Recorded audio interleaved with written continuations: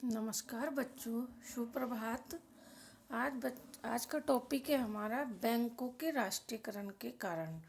वे कौन से कारण हैं जिनके कारण बैंकों का राष्ट्रीयकरण करना पड़ा।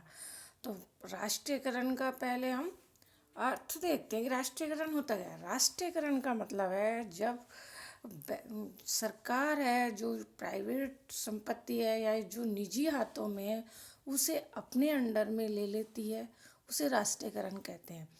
यानी कि जो प्राइवेट बैंक थे, जो सेठों के बैंक थे या बिजनेसमैनों के बैंक थे, उनको लोगों का शोषण हो रहा था, सही तरह से कार्य नहीं कर रहे थे, इसलिए उन बैंकों को सरकार ने अपने अंडर में ले लिया। तो सरकार जब किसी चीज़ को अपने अंडर में ले लेती है तो उसका राष्ट्रीयकरण या नेशनलाइजेशन कहते हैं। तो जब बैंकों को अपने अंडर में ले लिया सरकार ने तो उसे बैंकों का राष्ट्रीयकरण और नेशनलाइजेशन कहते हैं। तो ये 1959 में राष्ट्रीय उद्देश्यों की पूर्ति के लिए नेशनलाइजेशन ऑब्जेक्टिव पूरे करने के लिए सरकार को राष्ट्रीयकरण की आवश्यकता पड़ी।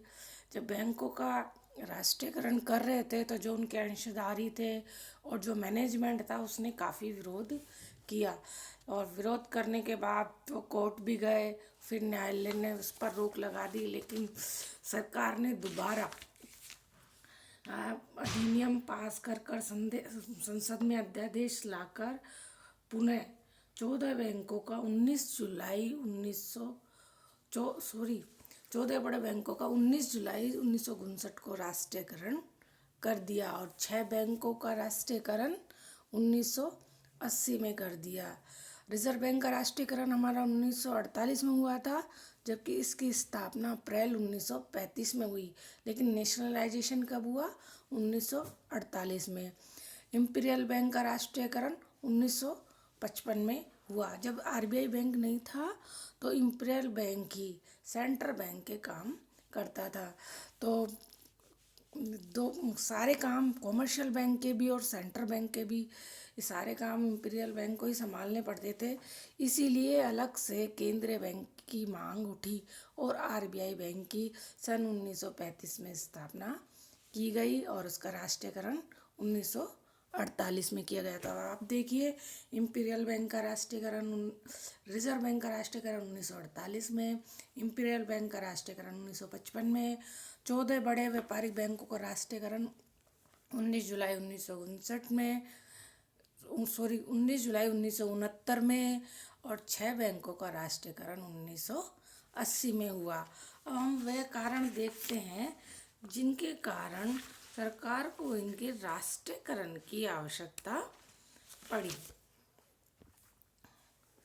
कारण है बैंकों की प्रभावी साख नीति का विकास करने के लिए कि जो बैंक की क्रेडिट क्रिएशन है वो प्रभावी और इफ़ेक्टिव हो और सबको मिल सके। क्योंकि जो प्राइवेट हाथों में थी तो वो अपनी मन मर्जी की इंटरेस्ट रेट और वो सब वसूल करते थे, तो लोगों का शोषण होता था, लोग कर्जा नहीं चुका पाते थे तो उनकी प्रॉपर्टी को अपने अंडर में ले लेते। तो बैंकों ने प्रभावी इफ़ेक्टिव क्रेडिट क्रिएशन की नीति का विकास करने के लिए बैंकों का राष्ट्रीयकरण करने की गवर्नमेंट को आवश्यकता पड़ी। ग्रामीण एवं दूर आंचलिक क्षेत्र में शाखा विस्तार। जब ये बैंक प्राइवेट सेक्टर में थे, प्राइवेट लोगों के और प्रबंधकों के हाथ में थे, तो शहरी क्षेत्रों में ज़्यादा थे, क्योंकि शहरी क्षेत्र ही बैंकों से ज़्यादा जुड़े रहते हैं और वही अपनी सारी जमाएं वहाँ तक ले जाते हैं। तो ग्रामीण और दूर क्षेत्र के लोगों को अपनी बचत का वहाँ बैंकों में जमा भी नहीं करा पाते थे और उनको उधार भी नहीं मिल पाता था बैंकों से।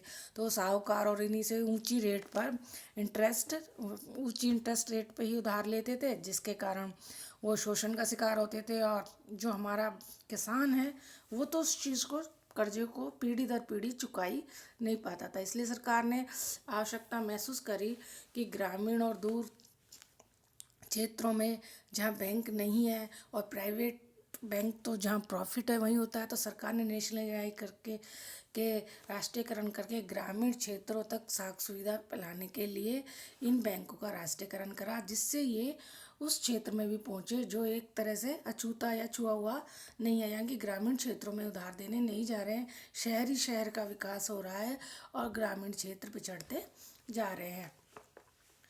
पूंजीपति वर्ग से बैंकों को पृथक कर आम जनता के निकट लाना। क्योंकि जो प्राइवेट बैंक थे, जब नेशनलाइजेशन नहीं हुआ था तो अंशधारियों और प्रबंधकों के हाथों में ही था ये बैंक। सारे जो कॉमर्शियल बैंक है वो सारे पूंजीपतियों वर्ग के हाथों में थे, जिसके कारण वो जनता को उसका पूरा लाभ नहीं मिल पा रहा था। तो पूंजीपति वर्ग से बैंकों को पृथक कर आम जनता के निकट लाने के लिए, यानी कि आम जनता उन तक पहुँचे बैंकों तक, इसीलिए भी राष्ट्रीयकरण की आवश्यकता पड़ी और गवर्नमेंट ने अपने हाथों में बैंकों को ले लिया और उसका जो भी मैनेजमेंट है वो सब गवर्नमेंट का ही, और एम्प्लॉयज़ भी गवर्नमेंट के रिक्रूटमेंट द्वारा ही भर्ती होती। तो इसके लिए बैंकिंग कंपनी अधिनियम 1949 भी बनाया गया। तो उसी के थ्रू इसके सारे नियम और वो सब डिसाइड हुए कि आम जनता भी इस तक पहुँचे। ये नहीं कि पैसे वाले लोग ही बैंकों से फ़ायदा उठाए, पैसे वाले लोग ही या जो भी पूंजीपति हैं उनकी मनमर्जी द्वारा लोगों को उधार दिया जाए या उनके लिए कार्य किए जाए और आम जनता वैसी की वैसी बनी रहे, यानी कि क्षेत्र का, ग्रामीण क्षेत्र का, दूर दूर दूर वाले क्षेत्रों का विकास ही ना हो। इसलिए इसके राष्ट्रीयकरण की आवश्यकता पड़ी।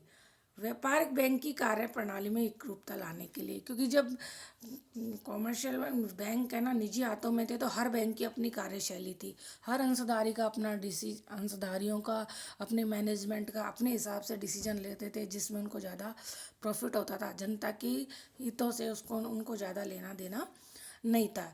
इस कारण भी व्यापारी बैंकों की कार्य प्रणाली में एकरूपता लाने के लिए, क्योंकि सारे कॉमर्स आरबीआई का जो नेशनलाइजेशन है 1948 में कर दिया था और आरबीआई के अंडर में ही कॉमर्शियल बैंक को कर दिया था। तो कॉमर्शियल बैंक ने आरबीआई ने इस तरीके की कॉमर्शियल बैंकों के लिए नीति बनाई कि जिससे सबकी एक जैसी हो। जैसे अब एफडी की इंटरेस्ट रेट है, आरडी की इंटरेस्ट रेट है, सेविंग अकाउंट है, करंट अकाउंट्स है, तो सब व्यापारिक बैंकों में सब चीज़ आप खुला सकते हैं। किसी भी बैंक में जाइए, सारी सुविधा आपको मिल जाएगी, क्योंकि सारी सुविधाएं एक जैसी हैं। आपको ये चूज़ करना है कि आपको किस ब्रांच में जाना है। ये नहीं कि ये ब्रांच तो ये वाला खाता खोलने की सुविधा नहीं देती, ये इसकी नहीं देती और इसकी इंटरेस्ट रेट बहुत ज़्यादा है, इसकी इंटरेस्ट रेट बहुत कम है, तो लगभग सिमिलरिटी है। तो ये सब आरबीआई की कंट्रोलिंग पावर और नेशनलाइजेशन से ही संभव हो पाया है, जिससे पूंजीपतियों ने इसीलिए इसका विरोध किया था कि उनके अंडर से सब कुछ गवर्नमेंट के अंदर जा रहा था, लेकिन गवर्नमेंट ने बैंकों का नेशनलाइजेशन कर दिया, जिसके कारण इनकी जो कार्य प्रणाली है उसमें एकरूपता आ गई, जनता उनके निकट आ गई और साख नीति का भी विकास हुआ और जो साख का विस्तार है दूर दराज के क्षेत्रों और ग्रामीण क्षेत्रों तक भी संभव हो पाया।